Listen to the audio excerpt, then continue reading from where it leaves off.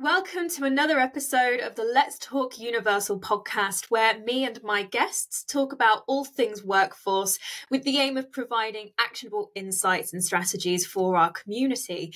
And today we are talking about psychological safety in the workplace with Kylie van Luyn, founder of Elevated Coaching and Consulting Global, international speaker, psychotherapist, emotional intelligence coach, NLP master practitioner, human rights consultant, and DEIAB specialist. Welcome, Kylie. Thank you, Erica. So nice to be here. Oh, it's wonderful to have you, and to have you with such a diverse list of, qualifications and experience there. So I think before we get started, it would be great if we could share with our audience sort of your background and the journey that you've taken to where you are today in the work that you do. Sure. So it hasn't been linear. I think you reading that little intro out sort of demonstrates that. But my predominantly my background, as far as before I started the company, was about 15 years of being an executive and senior leader in the non-profit sector in Australia, and working a lot with people who are typically underrepresented in the workforce, including people living with disability, women, refugees, people of colour. So that's a little bit of, I guess, my background before launching Elevated Coaching and Consulting 2.5 years ago, which I did in Sydney, Australia, which is where I'm from. And the reason I did that was I recognised there was a real gap in the consulting services offered to support nonprofits, because that was where I'd come from, but also supporting corporates. In my background in nonprofit, I worked a lot in the employment space, so helping those people from those, I guess, marginalised and underrepresented cohorts and groups and communities, and how supporting them, and my teams would support them on their journey to sustainable, meaningful employment. So what I realised throughout that journey, and as I launched Elevated, which was, I guess, the reason why I launched Elevated, was I recognised there was a real gap in that consulting support for nonprofits, but also corporates, particularly with diversity, equity, inclusion, access and belonging. And so fast forward to then, and I decided that we needed to really, if we're going to enter the coaching and consulting space, because there's a million coaches and consultants, that we really needed to adopt a human rights and psychological lens to the consulting work, because that was part of the gap that I saw. And our coaching programs and services really focus on sustained behaviour change, and shifting mindset to empower and achieve that long-term change with our clients, whether that's coaching or consulting. No, that's a really interesting, as you say, lens on what, we see a lot of, as you say, consultants in this space. And actually, I'm really interested by this human rights lens as well. I wondered maybe if you could tell us a little bit more about what you mean by that in terms of what exactly is different with a human rights lens in the work that you do. So when we talk about diversity, equity and inclusion in the workplace particularly, what I found as an executive, and then what I found as I did more work in the consulting space, is that if you talk to HR practitioners or diversity, equity, inclusion practitioners within a company, they usually will talk about the initiatives that they're running. So they will talk about disability awareness or disability inclusion. They might talk about things like events that they're holding throughout the year to celebrate things like Refugee Week, which we celebrate in Australia. And when we talk about a human rights lens, we look at the whole person. And when we go into to support an organisation with their diversity, equity, inclusion, access and belonging, and then the psychological safety space, what we do is we look at it through the human lens, the human rights lens, to make sure that every human being is included, respected, seen and heard, rather than focusing on particular groups of people. Because in my belief is that you have to make the workplace accessible and inclusive for all employees. Otherwise, it's not ever going to be truly inclusive, or it'll never truly be psychologically safe.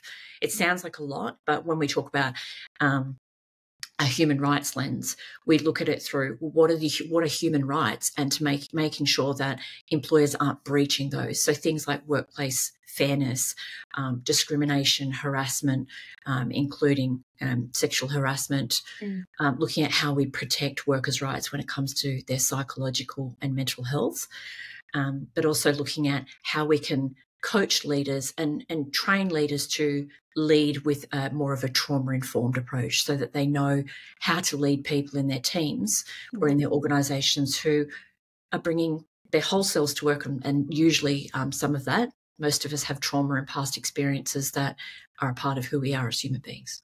So let's talk about psychological safety a bit more, in terms of actually what is it? Could you define for us exactly what you mean by psychological safety?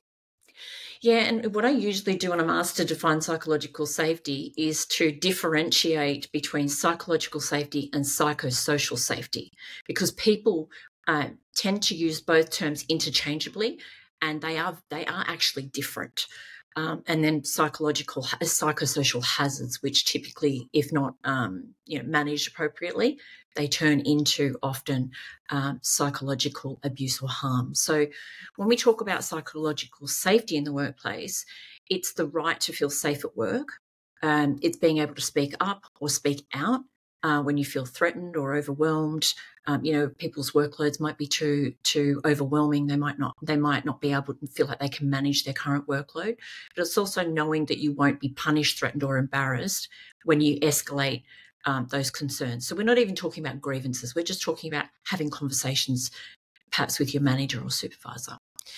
And this is a psychological safe workplace is a culture where employees feel safe to take risks, they express their thoughts, and they can be themselves without fear of retribution. So that's what we refer to when we think about psychological safety. When we talk about psychosocial safety, that's when that's referring to a safe environment and organisational systems that are clear, easy to use, and supportive, and include safe social systems. So you're thinking people and relationships when you're talking about a workplace. And that's where we usually talk about psychosocial risks and hazards, which are negative factors that can harm employee health, well-being, and productivity. So the reason that I do that is because it's important, because both of these things, if managed and fostered correctly, they foster positive workplace cultures, trust, collaboration, innovation, all those things that we know make employees stay in organisations, but also make organisations and companies successful. Yeah, and presumably there's kind of different strategies required for both of them that perhaps you can combine into one overriding, initiative, but actually, both need different strategies to manage. I don't know. Yeah. They're interconnected for sure. There's lots of interdependencies. Usually you won't have a psychologically unsafe workplace, like one that's deemed by a psychologically unsafe workplace by a consultant like myself, without any psychosocial hazards. You can't have a whole bunch of risks and hazards, and particularly high risk, without then, and you wouldn't be able to turn around and assess that workplace as being completely psychologically safe. Yeah, so they lead to each other. Yeah, so that's sort of why we get this whole psychological safety being like the key, hot topic right now. So when it comes to this interest in psychological safety, this more general term of what it is, why do you think people are starting to really put a focus on this right now? Well, I think there's a lot of reasons, and that we could talk about that alone, I think, for a good hour. I think psychological safety has gained so much significant attention in recent years, particularly in the context of workplace wellness and team dynamics, because the incidence of workplace psychological abuse, harm, and injuries is really escalating, and that's on a global scale at the moment. And, yourself and myself and anybody who reads the news and, Harvard Business Review and publications like that, you see everywhere at the moment that employee health, well-being and workplace health and wellness and mental health are such a big focus for employers. And the reason for that is because the impact that it has on the company's bottom line. but also the impact it has on things like retention rates. We all know it's really hard not only to attract talent now, well, post-pandemic, I think, difficult to attract talent, but really difficult to retain talent as well. And so I think there's a more and more of a focus on psychological safety because it impacts the company's bottom line, retention rates, employee engagement and productivity, talent attraction and retention. And so organisations and leaders are starting, depending on what country you're in as well, and sort of the legislation around psychological safety and things like that. But I think a lot of organisations and leaders that will be successful and will thrive are those that are starting to connect the dots and are realising that fostering a psychologically safe workplace has so many positive impacts on all of these things, but it also supports the creation of inclusive workplaces. So you can't attempt to create a diverse and inclusive workplace without having, firstly, that focus on psychological safety, because, as we know, trying to attract and retain diverse talent, it requires, a psychologically safe workplace. The other reason is that in a lot of countries, and you and I talked about this briefly the other week, there is legislation to protect workers from psychological abuse and harm, like Australia, where I'm from. Employers and leaders are focusing more on psychological safety because they want to avoid liability and litigation. They don't want to, they don't want employers to bring workers' compensation claims and lawsuits upon them. Where I am now in the US, this isn't the case. There's no current legislation, and there never has been any legislation yet that protects workers from psychological abuse and harm. So there's no Workplace Psychological Safety Act in place in the United States yet.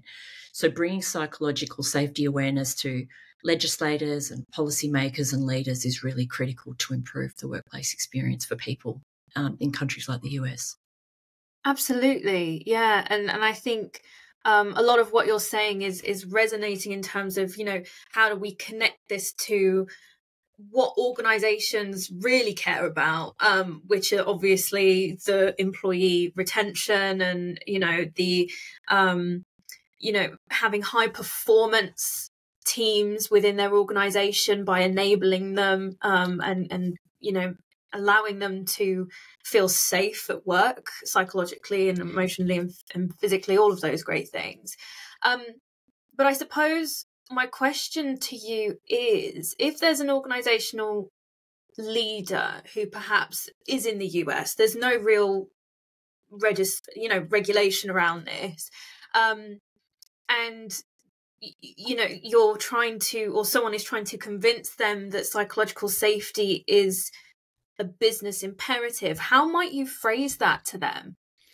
Well, that's where the human rights approach sort of comes in. We firstly say it. I always say to clients or potential clients and legislators now, do it because it's the right thing to do. Firstly, if you're thinking about human rights, breaching, somebody's psychological safety, that's a breach of somebody's human rights. We all have a right to feel safe in our workplace, our place of work. So that's the first thing I say is forget what's right for the business for a moment and do what's right for the human beings in your organisation. But psychological safety, that's a part of what we do, is building the awareness around how it directly impacts employee well-being. The talent attraction and retention, which we know are real pain points for employers and organisations, but also showing them the bigger picture around things like what you said, the team performance and how it's all linked to organisational success.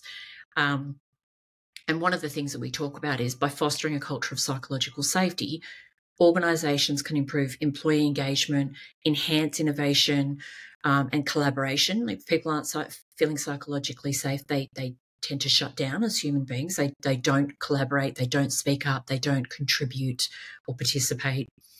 But it's also creating a more inclusive work environment, which then leads to higher productivity, lower turnover rates, and a stronger competitive advantage in the market.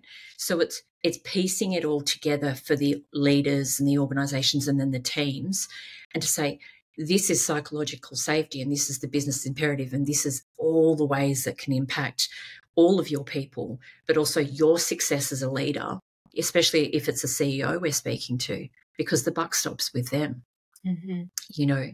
But it's not just, again, I'll say it again, it's not just a moral imperative, but it is a strategic one that can drive that long-term sustainability and growth for a company. It can be the make or break a lot of the time now. Yeah, no, and I think, as you say, the business case for it is incredibly strong. And sometimes it is piecing together yes, it's a great thing to do, and that's the main point of all this, but actually, there is a business need and a business case for this as well. It's a valuable argument to be making. Yeah. But in terms of what you're seeing happening right now in businesses, and this is probably a bit of a general sweep, because I don't know if perhaps it's different dependent on industry or geography, but what do you think organizations are getting seriously wrong when it comes to this? Their lack of awareness, I think, starting a lot of the time leaders don't know. And again, you're right, it does depend on where, geography. So in the States, this is, although the term psychological safety was actually coined in the United States, because there's no legislation and it hasn't really been highlighted legally, it is becoming a term that's starting to be used more, but leaders still aren't familiar with it or the importance of fostering psychological safety. So organisations that we typically work with, that are getting it wrong, if you like, but they often struggle with workplace psychological safety due to, I guess, several challenges. And this is regardless of industry or geography. So again, quite general, but one key issue is the lack of awareness or understanding of what psychological safety entails and its importance. So all of those things we talked about before, how wide-reaching it is and its impact if you have a psychologically unsafe workplace. And so this can lead to employers and leaders unknowingly creating environments that are stifling things like innovation and collaboration and effective communication.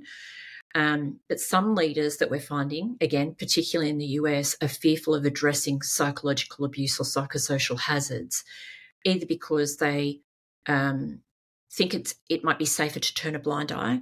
Sadly, that's some of what we're hearing from some of the testimony that we're gathering, or it's because they, regardless of what level of management or the maturity of the leader, they've not been properly trained to know how to recognise and address psychological abuse or the signs that someone's experiencing psychological harm. And another common issue is not recognising the role that leaders play in fostering psychological safety.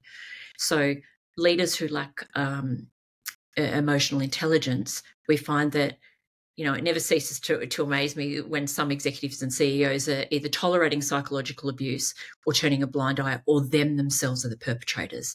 So it's typically those with quite low emotional intelligence that we find that with. But the other challenge is that there's this assumption, for those that are familiar or somewhat familiar with the term and concept of psychological safety, there's this assumption that it's solely a HR issue or responsibility, rather than, a shared commitment and responsibility across all levels of the organisation. So it does vary depending on country, region, and industry. And we do a lot of work with trades, both here in the United States and in Australia, around connecting women into trade careers and STEM careers. And so you can imagine that where we're really starting from basics there around how psychological safety looks for women, to attract and retain women in trade careers. But they're, I guess, some of the key things that we do see in our work. Yeah, and I find it really interesting that actually on behalf of the leaders themselves, there's almost this hold back and this fear, because the words harm and abuse sound really serious. And I think perhaps they think by acknowledging that there is harm and abuse, that they're in some way liable or at risk of I don't know, legal action or, and I feel that maybe that's one of the major holdbacks really for people, particularly in the US where it's not regulated, to actually, take action on it. Yeah. So I think what we'll see is when the first Workplace Psychological Safety Act it moves through, it's with Senate in Michigan at the moment. Hopefully it's passed very shortly. typically what we see and what I've heard from the Americans that I'm doing this work with is once one state passes a bill like this, it then flows through to others. People are starting to make a lot of noise now because the incidence of psychological injury in workplaces in the United States is really escalating to the point where people are unable to work for years. We've had a lot of people take their own lives because of psychological abuse in the workplace here and globally. We also saw that in Australia, unfortunately, quite a lot. But it's getting a lot of media attention. So it's one of those things where people have to realise that it's a problem, but it's a problem we can address. There are things that we can do, and they're quite simple things that can be done to address these things and stop these, incidences of psychological harm and abuse happening in the workplace and people, never working again or taking early retirement. Yeah, and I wonder if, this emotional intelligence piece really interests me because, a lot of management are promoted into management based on the roles that they were in prior and the performance in those particular roles. And so those people management skills aren't necessarily, inherited by just taking up that role. And actually, I don't know what your perspectives are on, management, middle management training and building in, emotional intelligence courses into that. What's your perspective on this? Well, we do coaching, and we've got a whole coaching program, a leadership development program around that. And the reason for that is we see, like you said, a lot of subject matter experts in organisations, either because they're really good and they have a really particular skill set and they're good at that job, they're escalated up the chain either because of that or because of years of tenure. So you see people say, I'm a CEO or I'm an executive general manager. And you say, okay, well, like, what qualifications have you got? They say, I've been here 20 years. And I think, no, it doesn't make you a leader. And so we do a lot of emotional intelligence training because pretty much every skill that you require to be a very effective, strong, empathetic leader and a successful leader, where you will lead your team in a way that they're also successful, but also you have the emotional intelligence skills to know how to foster a psychologically safe workplace. Sometimes that needs to be taught or highlighted to people that don't naturally have that awareness or those skills. Some people can't be taught. Unfortunately, they're better being a subject matter expert and not being people leaders. It's just, I very much believe that leadership has a lot to do with personality traits and just intrinsically who you are as a human being. So sometimes it's refining and building awareness, and sometimes it's really building awareness that perhaps leadership isn't the right role for you. And we have had instances where people have gone through the training and gone, yeah, I think I'm not doing, justice to this role. I think I need to step down. Yeah, I'm just in my head. I've got so many managers that I've had in the past, or even, my husband's had in the past. And it's just like, they could have really done or do with some, emotional intelligence training or just something else for them to really understand what it means to lead people without those having that impact on them and their lives. So when it comes to psychosocial hazards, which is a new term for me, how does that, what examples are there of what psychohazards actually are, and then how do they kind of go on to impact the workforce? So it's funny. I'm trying to think about, what are some of the most common ones that we see? Because I think during COVID or during the pandemic, and then, since we've all some of us have experienced working remotely, working from home, I think that one of the most common psychosocial hazards that we see, and we hear from both leaders but also team members that we're working with, is inappropriate or unreasonable workloads. That's really common. And people usually start with, I'm feeling burnt out. It's like, okay, let's just go back a couple of steps. So I would say inappropriate or unreasonable workloads, which then has a risk of leading to burnout. So that's a huge problem globally now, and that's why I think that people are talking more and more about employee health and well-being. So creating a workplace culture where employees feel safe to speak up and raise this issue with their manager without fear of punishment, losing their job, being demoted, discriminated against, that's crucial.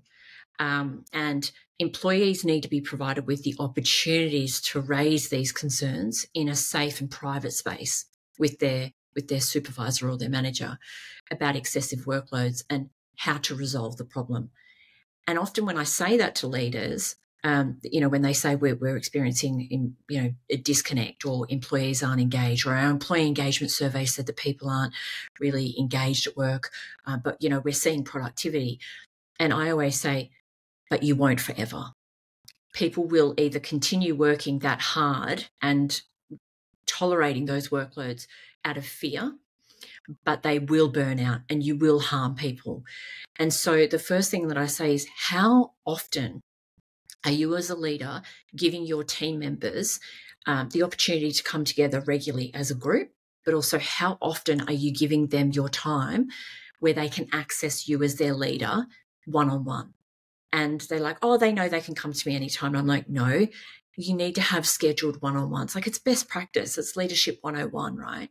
But a lot of leaders, because they're time poor and they're also busy, like the workload cascades down typically. So that would be one thing that I would say. But that, when we talk about giving people the opportunity and giving them your time so that they can share these things, that's a part of building trust and rapport. That involves the leader establishing a culture where, all their employees or team members feel seen, supported, heard, and where there's open and effective communication. But when we talk about addressing psychosocial hazards in the workplace, I think it's crucial for promoting a healthy and productive workforce. If people are escalating concerns or mentioning their concerns to their leader about things like this particular psychosocial hazard, workload, and nothing's being done or they see no action, then they typically retreat and withdraw. And the trust in their leader starts to erode. People think, well, he or she's not doing anything about it. And so the way that they can change these is, measures such as conducting risk assessments, promoting work-life balance. I don't like work-life balance because it's kind of, it implies this. It's more work-life harmony. But providing support and training as well for managers, like we were talking about, emotional intelligence training or other types of training, so that the managers can understand how to foster open, a culture of open communication and support. So then the team members can come to them and talk about psychosocial hazards like this that can be resolved quite quickly if there's that opportunity to do it.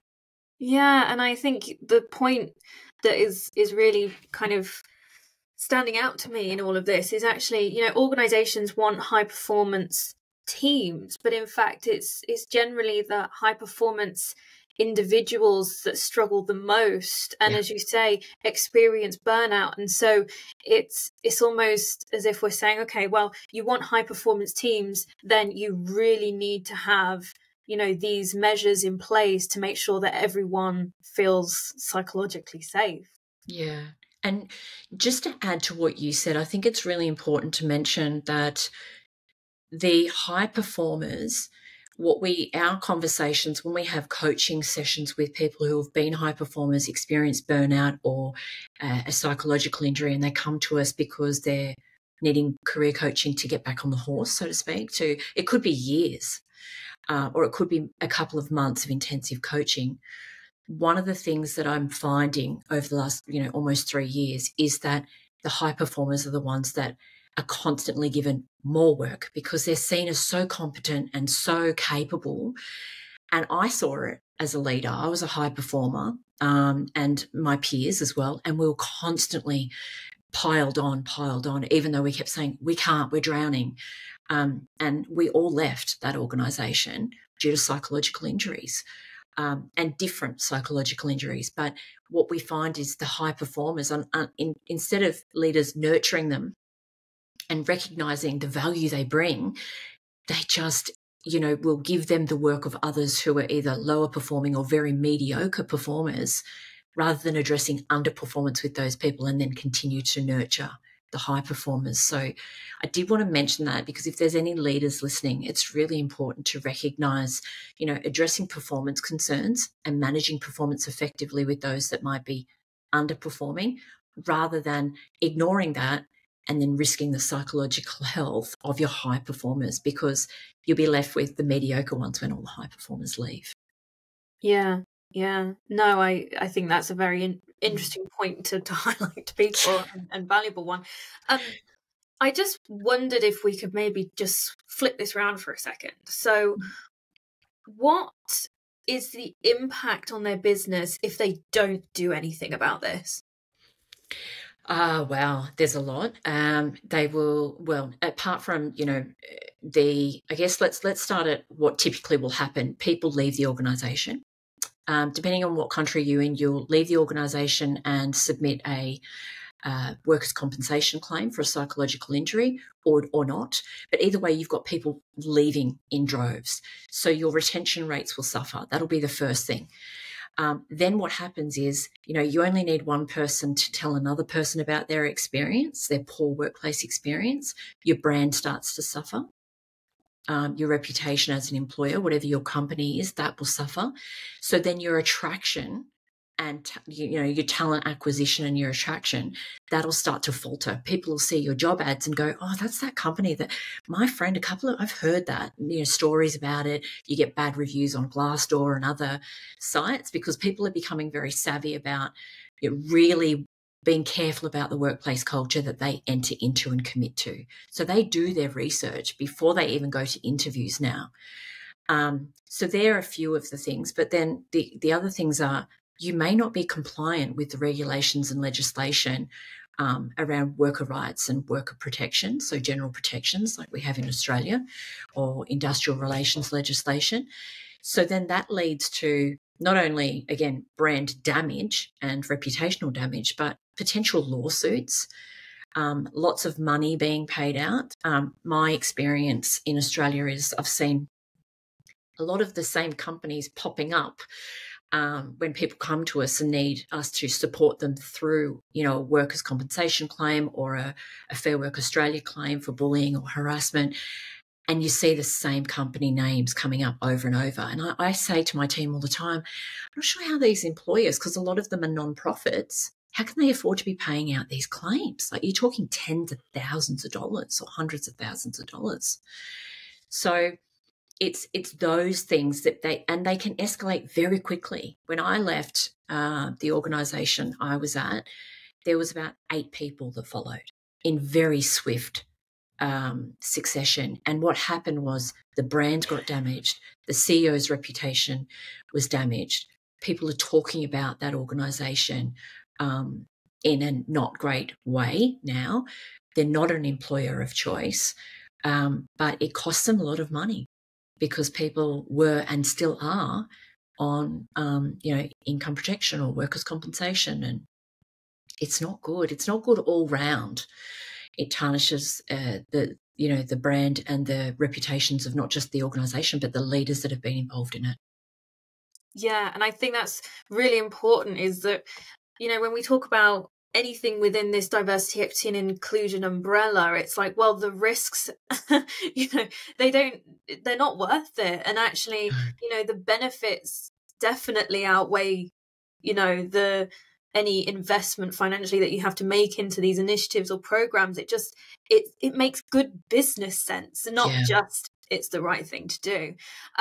So what would you say is the most important thing that organizations need to realize about psychological safety and these psychosocial hazards in their workplace? That they can't thrive and succeed without it. They can't. If you think as a leader, CEO, even a team leader, because you're still responsible for leading people, that your leadership style doesn't need to change and evolve to a point where you can confidently say, I know I can foster and do foster every day in this role a psychologically safe and inclusive workplace, if you can't say that and you believe that you can continue on and you yourself be successful in your role and the organisation can thrive and succeed in the absence of psychological safety, you're really wrong. And it may take a little while, but you will find out just how detrimental it can be, especially long term. People might do their jobs, like I said, for a while.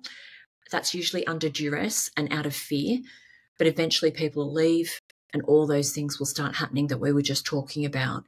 And again, it's thinking about human beings. You know, we're talking about people that are like our sister, parents, kids, our children, if we have children.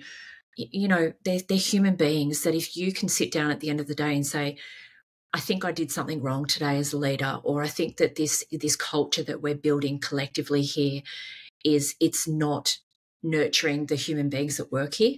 And we're seeing people leave, and I'm hearing whispers of people, you know, with anxiety and depression and whatever other psychological injuries they might be dealing with. It's your job to speak up about it and to do something. You know, we say if you see something, say something. So I would say that, but also from a legal standpoint, you might be in breach of those workplace rights, compliance and regulations. So it's not worth it. But my message would be you can't succeed and thrive as a leader individually. Your team can't succeed and thrive, but your organisation can't either if you don't have a psychologically safe workplace. Yeah. And I think that's really coming across, you know, that it's that actually, and I think this is my next question is who exactly is responsible for initiating this in an organisation? Because we've kind of said, well, it's not just an HR problem and it's, you know, everyone has a responsibility, but who is that person that really kind of spearheads this? So the leaders, if we go in and we have an initial consultation with an organisation, I usually always say I have to speak to the CEO and the senior leadership team, whoever the C-suite is, because they are responsible for initiating it and driving it, and they have to walk the talk for it to work. Because then what happens is, as you know, is it's a big change management journey then. And as we know, because we've both been employees look at their leader for direction, for vision. So they're looking for someone to steer the ship. So it has to be led by the leaders. They need to drive the change. They need to communicate the importance of why they're changing. What's the why behind the change? And then it's the responsibility of all staff, not just the leaders and HR once, you know, that journey has begun and that change management has started. It's the responsibility of every single staff member to understand what it means to foster a psychologically safe environment. And what are some of those behaviours at an individual level that need to improve or stop altogether? Yeah. So when it comes to sort of those first steps, if there's an organisation or someone within an organisation who identifies that psychological safety is a problem or that they need to do something about it, what is your recommendation as to first steps on that journey towards becoming more psychologically safe for their workforce? Rather than doing a survey, unless you've done an employee engagement one and it's really bad, is really sit and reflect as leaders and observe around the communication. So can you sit and observe and say hand on heart that you have fostered an environment, a workplace culture, an environment where open communication is the norm? Because it starts with communication. I would say you have to foster open communication. And that involves, you know, encouraging employees to share their thoughts, their ideas and their concerns without fear of reprisal. When we talk about psychological safety and this particular part of the journey, this beginning stage, we have a lot of leaders saying, but how do we foster trust and rapport? How do we build that? Because, you know, our employee engagement survey said that 90% of our staff don't trust their leaders. And that's where we bring in the positive psychology side of how we coach and consult. We teach them how to build trust among teams, leaders, because without trust and building that trust, they just, the change management journey will just stop and you won't be able to reach the end. So we talk to them a lot about building trust and rapport. The other thing is leaders who genuinely give their time to their teams and listen, they will build trust and rapport the fastest, because people who feel like they're seen and heard, they start to connect with their leaders. And I've received that sort of feedback as a consultant, but also as a leader. People will thank you. I know you're really busy, but thanks so much for that 10 minutes on the phone just to talk through some of the things that I'm concerned about. And that 10 minutes as a leader can mean the difference between that person leaving or quietly quitting, or getting off the phone to you or leaving that meeting with you and saying, okay, I feel heard, I feel seen and respected, and my issues have been resolved, and getting on with their job and then actually going above and beyond in their role. So the other thing I would say is building an awareness and understanding of what psychological safety is, and how psychosocial hazards and risks can lead to psychological harm, abuse, and importance. Because if people don't understand what you're trying to achieve on this big, long, I think it's going to be forever, the journey. It never really ends. But if they don't understand what it is you're trying to achieve as a leader, they just won't go on that journey with you. So I think part of that building awareness of what it is and why we're working on this together as teams and individuals, and why we're all responsible, a part of that is probably providing some training on topics, like cultural awareness and empathy and, conflict resolution and how to treat human beings respectfully when we're in the workplace. Yeah, no, thank you for sharing those. It's really interesting because it sounds so human. Like it's just bringing the human back into the workplace. And, Ian, the chairman of the UWI, talks about a lot how, in business, we have this way of describing how businesses work as a machine, and people have taken on this role as a cog in the machine, but actually now, we need to switch that around, and we can't keep thinking about it in that way, because it doesn't allow us to be flexible as businesses and productive and all of those things. So yeah, no, great stuff. And before we finish, I also wanted to bring up something that we spoke about previously, because I found it really interesting and I wanted to learn a little bit more about what it actually was. And this was a problem that you'd identified, which was this intersection between disability services and culturally responsive practice. Can you just elaborate on what that is and what you mean? What problem did you find? So what we've found, and I'll give an example. So in Australia, there is a national federally funded program called Disability Employment Services. It's currently under review, which is wonderful, because the department, the Department of Social Services, the federal department in Australia, has recognised, and other stakeholders, that it's just not working. It's not as effective as it could be. So they're reviewing it at the moment, which is exciting. But almost, if we look at the national caseload of people on the Disability Employment Services program in Australia, you find that almost 20% of the participants in that program identify as culturally and linguistically diverse. Yet they're one of the groups in the program with the lowest training and employment outcomes, because the program wasn't designed in a culturally responsive way, and it's not entirely accessible to people from culturally and linguistically diverse backgrounds for a number of reasons. Part of the reason there's so many parts to it, but having delivered that program myself for many, many years in Australia, part of the reason that I saw is that the staff delivering that program and others, now that we're in the States as well, and we're talking to disability support services here, a lot of the staff that work in that program, they don't have the knowledge or the background to properly and effectively support people from culturally and linguistically diverse backgrounds. Either they don't share the same culture, or they haven't been trained in cultural awareness or culturally responsive practice. So what we see is people in Australia, but also in the United States, accessing these services, people living with a disability, and the person that comes to their home to support them, or that their consultant that sits with them to try and find them a job, doesn't have an understanding of how to deliver the disability support or the disability employment support in a way that is either culturally responsive or culturally sensitive, and so the supports, it's not speaking to the individual that's accessing the service. So the intersection, when we talk about that intersectionality, the intersection between disability services and culturally responsive practice, it refers to the recognition and integration of cultural diversity within the framework of disability support.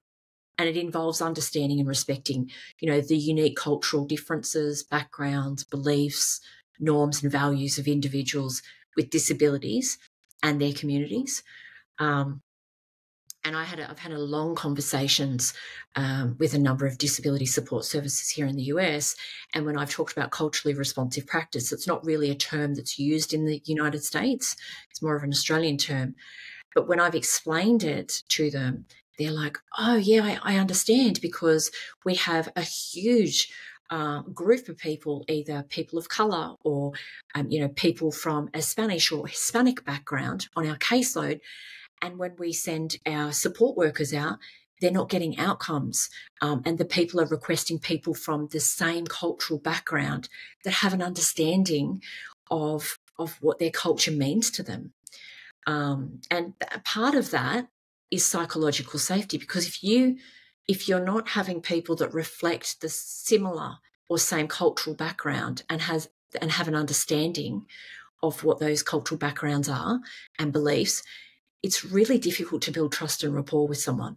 And so if you can't build trust and rapport with someone who is living with a disability from a different cultural background to you, then it's really difficult for you to create a safe space for that person, for them to engage with you, to then find them a job. Like, it's just this process. So that's why it's really hard for providers that aren't recognising this when they're hiring their own disability support staff. They need to have staff that represent their clientele to get the outcomes for those people living with a disability that are their clients. And then just so I understand, so when it comes to organisations, how does that then impact them? What's that knock-on effect? Well, they're not either. They're in Australia, for instance, the disability support services or the providers of those services, they're paid for the outcomes that they achieve for the people living with disability on their caseload. What you're finding, though, is those outcomes just aren't being achieved because the clients aren't connecting with their support worker or their employment consultant, and they're either lacking motivation, they feel like they're not understood, they're getting frustrated, and so unless the organisation that's delivering the services recognise, well, hold on a minute, we've done an analysis of our caseload, and the data shows that 20% of our caseload accessing our disability support services are actually people who identify as Hispanic, but we've got no Hispanic workers. Maybe that's where the disconnect is. So we talk to people about you have to, people want to work with people like them because it helps them feel understood, helps them feel seen. They sometimes people from different cultural backgrounds, they'll say, I want someone who's Italian because, we can talk speak in Italian, and straight away they're already, 5 appointments ahead than if they were dealing with me who speaks no Italian despite being married to an Italian. So it helps people connect better. And when you're connected to your, support worker or your social worker or your employment consultant, what we see is this huge amount of trust, and then that's when those outcomes are achieved for that person. And what do you think is the potential solution to this problem? Because, it's something that you're noticing now and identifying now, but what do you think that solution to the problem might be? Well, it's building awareness of the intersection first, because a lot of providers, they're focused so much on being a disability support service or a settlement service. So if we sort of separate the culture and the disability out for a minute, they're so focused on the services they provide. So either they're a settlement service and they're providing services to help refugees settling in the US or in Australia, or they're a disability support service and they're providing different supports to people living with a disability. It's about building that awareness that, so what are you going to do if you have somebody coming to settle in Australia or in Sydney or where I'm in Virginia in the United States, and they are a refugee with a disability? How do you support that person? Human beings are multifaceted, right? We all have multiple identities that make us who we are. And it's the same for disability support services. It's saying, how do you support people from different cultural backgrounds when your staffing, your personnel, they don't reflect your clientele? So how do you expect your clientele to engage and trust when they don't see themselves in the people that are supporting them in their homes often, that's a really intimate personal space for people. They want to feel that they can trust these people, because without trust, and that's the whole positive psychology that comes into it as well, is how can you expect to build trust and rapport if people, they don't feel that their culture is being seen or respected, or their cultural beliefs, things like that. So it's, for us, to answer your question, it's about asking questions like that I've just sort of posed as an example, is how would you support these people? Are your disability support services culturally accessible, but also culturally responsive? And that always is followed by, what does that mean? And so we talk about, doing some training, do some cultural awareness training rather than just disability awareness and inclusion training, because then you're meeting the needs of a much bigger group of people. Well, thank you for sharing that, Kylie. I just wanted to revisit that because I was so interested by it when we last spoke. But just quickly before we finish, I just wanted to bring up the programs that you have. So you have the Elevated Workplace Training Program in partnership with Workplace Fairness, and there's also the Elevated Mindset 8-week coaching program. Briefly, who are these courses for? What do they do, and where can they go to get the information? So they're all on our website. Elevated Workplace is a beautiful partnership and a training program that we co-designed with a nonprofit based in DC called Workplace Fairness. And what we recognised was there was a lot of diversity, equity, inclusion programs, like training programs for leaders and teams out there, but there wasn't any that actually included the psychological safety element to DEI, and also the worker rights and fairness. So what we wanted was to build a training program that encompassed all of those things around worker rights, workplace fairness, diversity, equity, inclusion, and psychological safety. And so Elevated does the DEI psychological safety part, and our beautiful partners over at Workplace Fairness, they're all lawyers and very, very smart people when it comes to the legislation and employment laws and protections here in the US. So we deliver that program nationally across the United States with them. And we actually have a webinar coming up on Thursday at lunchtime where people can just hear a bit more about what that training involves. And the Elevated Mindset program is that's our big program. That was our first one that we ever designed. And that is a 8-week program for anybody, regardless of what their goals are, when it comes to shifting their mindset, identifying and addressing the limiting beliefs they might have. It can take you in various directions depending on what your goals are, but it's a combination of various modalities, neuro-linguistic programming. There's a lot of psychology obviously in there, but also neuroscience. And it's a really powerful and impactful program for people who have got to a point where they're fed up, either with, diet and exercise, or their career journey, or just knowing they need to make a change in how they live their life and how they think about things, and their routines and behaviours, but have been unable to successfully do that on their own. So that's our other program. Amazing stuff. And we'll, of course, provide the links to those on the podcast webpage. But Kylie, thank you so much for sharing all of the things that we've spoken about today, psychological safety, the psychosocial hazards. It's been incredibly interesting, and I've personally learned a lot. So I hope our listeners have as well. But yeah, it's been wonderful chatting to you. And I look forward to seeing where else your work takes you. Thank you so much for having me. It's been awesome.